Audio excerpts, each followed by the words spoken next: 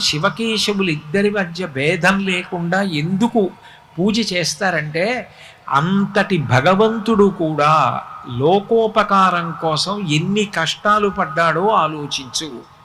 నిజానికి రావణాసురుడు వరం కోడాడు, నేను నరుడి చేతిలో మరణించను అని అడగలేదు.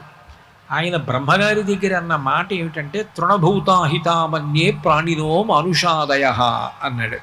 నాకు మనుష్యుడి చేతిలో మరణం అక్కర్లేదని అడగను. ఎందుకు అడగనంటే, మనిషి గడ్డి పరకతో సమానం, వాడు నన్నించేస్తాడన్నాడు. అంత అవమానించాడు మనిషిని.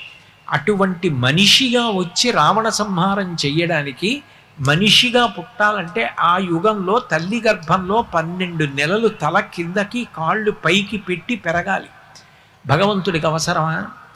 నరుడిగా వస్తే తప్ప రావణ సంహారం చెయ్యలేనని 12 నెలలు కౌసల్యా గర్భవాస